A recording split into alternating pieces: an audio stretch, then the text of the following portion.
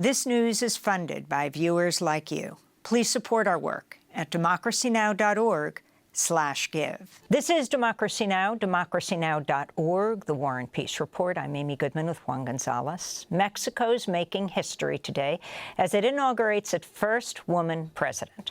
Claudia Sheinbaum, climate scientist, Mexico City's former mayor, won a landslide victory in Mexico's June elections. Sheinbaum is a member of the ruling Morena party, close ally of outgoing Mexican President Andrés Manuel López Obrador, whose 6-year term ended last night at midnight. AMLO, as he's widely known, leaves behind a complicated legacy as Mexico's most popular president in decades. He's been championed as an ally of Mexico's poorest communities with policies that increase the minimum wage, strengthened labor and union rights. AMLO's critics say he's eroded democratic oversight in Mexico, where his recent enactment of a contested judicial reform was met with protests. AMLO says the reform would crack down on corruption in courts, but critics argue the plan could threaten judicial independence. AMLO's also been accused of failing to significantly address violence in Mexico, including the murder of journalists and rising femicides. Meanwhile, indigenous leaders denounced AMLO's completion of the ambitious Tren Maya project, a 1,000-mile railway that cuts through the Yucatan Peninsula, causing deforestation and environmental destruction. For more, we're joined here in New York by Edwin Ackerman, sociology professor at Syracuse University. His recent piece for Jacobin is headlined, AMLO's War on Neoliberal Corruption. So today is the first day of Mexican President Claudia Sheinbaum's presidency. Last night, the last moment of AMLO's presidency. Can you talk about the significance of both, Professor Ackerman? Yeah, this is a historic moment on many accounts, as you were mentioning, first woman president in the country, but also coming in with a very clear mandate, having won, as you mentioned, over the election overwhelmingly, her party having secured a 2/3 majority in Congress and basically close to doing so, one short of doing so in the Senate, which is an increasing, I think, anomaly in Western democracies, at least, that are at this point sort of accustomed to political stalemate. What we have here is a very strong president at the beginning of her term, who campaigned on continuity with the previous administration. And Edwin Ackerman, could you talk about the AMLO's legacy? Here's a man who tripled the minimum wage, doubled old age pensions, lifted millions out of poverty, but yet there is a lot of criticism of him, especially in the Western media. Yeah, that's right. I mean, I think we could characterize the legacy in 3 respects. Right? I'll try and be brief here, but one is, as you were mentioning, some of these elements, the return, I would say, of class politics, which takes the form of a series of important legislative measures that includes raising the minimum wage, facilitating the formation of unions, but also more specific things like, for example, recognizing the labor rights of domestic workers for the first time in the country. And this has produced very clear results that are increasingly uncontrovertible. We have a 30% increase in the real wages of the average worker. The labor's share of income over the past 6 years has moved in favor of labor for the first time in decades. And the spending capacity of the bottom 10% of the population has increased by almost 100%. And this has meant, depending on the calculations, about 9 million people lifted out of poverty.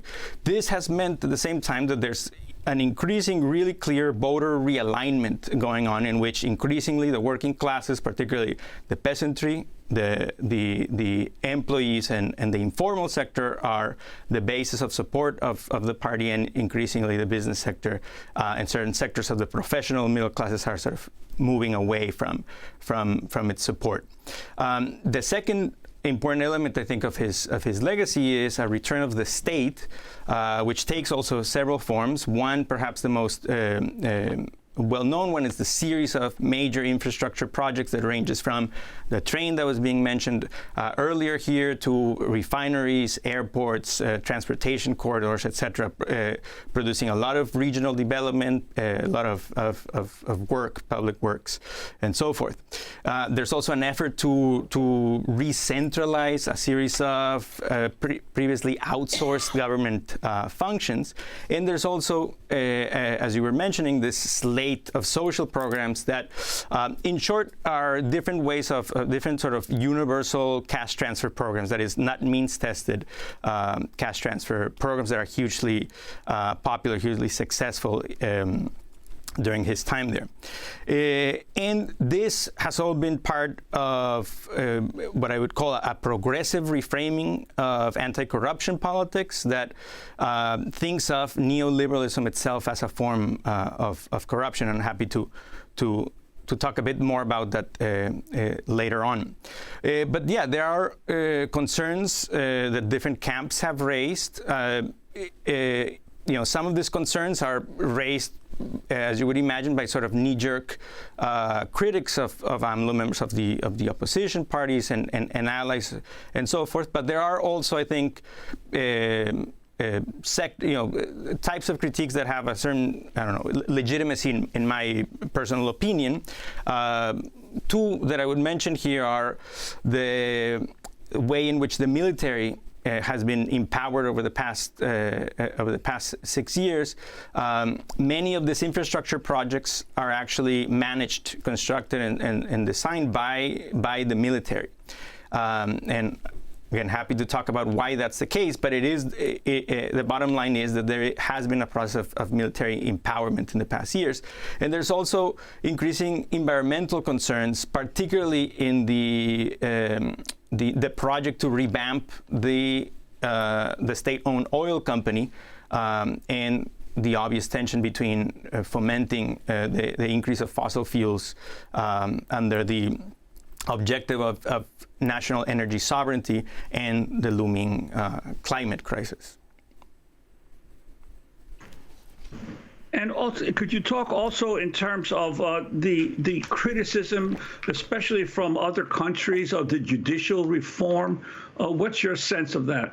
Right. So what was the judicial reform that just passed, first of all? It would put judges up for election. Right. This includes up to the Supreme Court judges. Right. Now, a couple of things to clarify here is the Supreme Court judges in Mexico are already term limited, so it's not a lifetime appointment like it is in the U.S. So they would be limited to 8 to 15 years capped. Right.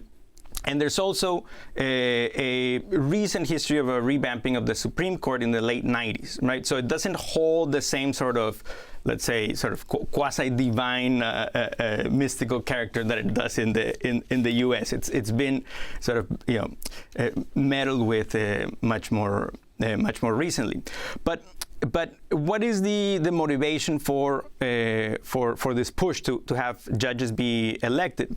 The motivation from the point of view of the government is judicial independence, actually, that there's a sort of politicization of the judiciary. It's too beholden to formal and semi-formal networks of influence of private interest groups, and putting judges up for election is a way of overcoming that.